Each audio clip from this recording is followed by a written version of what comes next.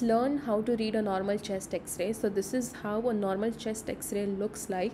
Starting with the bones, these are the clavicles. You can see this is the right side and this is the left side. So right clavicle and left clavicle. This is the scapula, both sides. These are the ribs. You can see the shadows are clearly visible. So these are the ribs, and the circular processes that you can see here are the spinous processes. Now moving on to lungs, the black portion that you can see are the lungs. Lungs are pulpy organs, so they easily allow the light to pass through them. So lungs appear black, whereas compared to bones, they do not allow the light to pass through them because they are hard solid structures, so they appear opaque, and the lungs, pulpy organs, appear black. So these are the lungs. Pay attention to the shape of the lungs. During inflammation, the lungs expand, and during expiration the lungs contract. So this is how lungs look in resting phase. There are many pathological conditions associated with the shape of the lungs. Obstructive diseases, where the residual volume increases, it causes overinflation of the lungs. So even you have to keep in mind how do the normal lungs look. So this is the shape of the normal lung.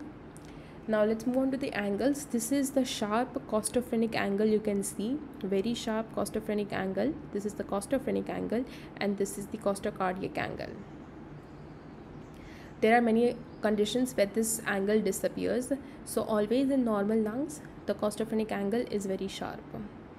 Below it is the hemidiaphragm. You can see the right hemidiaphragm is slightly raised compared to the left hemidiaphragm. This is because here you have pure liver, because of which it is slightly lifted up. So this is the hemidiaphragm. These bubbles, you can see these are gastric bubbles, which are normal. They can be present in a normal person. So these are the gastric bubbles, nothing pathology associated with it.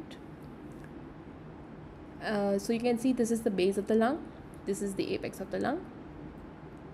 This is the trachea, if you can see, and here is where the trachea divides. So this is the carina and this is the trachea.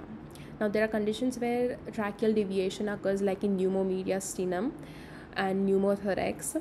So it's very important that you should know that the trachea is always positioned in the middle, and if you see slight deviation, it is some pathology associated with it.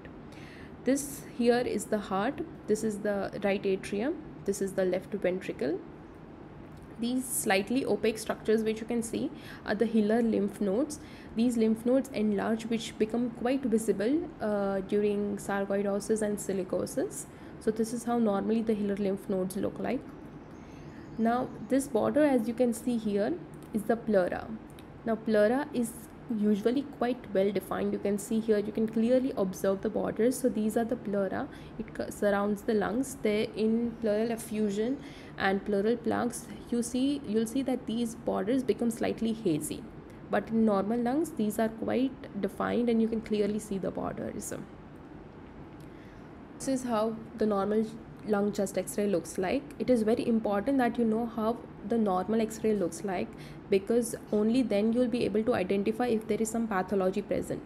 So always before starting some pathology, you should know that what the normal lung chest x-ray looks like. So let's just revise the structures. These are the clavicles, this is the trachea, this is the carina, these are the spinous processes, these are the ribs. These are the black portions are the lungs. They are pulpy, so they allow the light to pass through them. This is the heart, right atrium, left ventricle. This is the hemidiaphragm. The right hemidiaphragm is slightly lifted due to liver. And these are the gastric bubbles which are normally present. This is the pleura.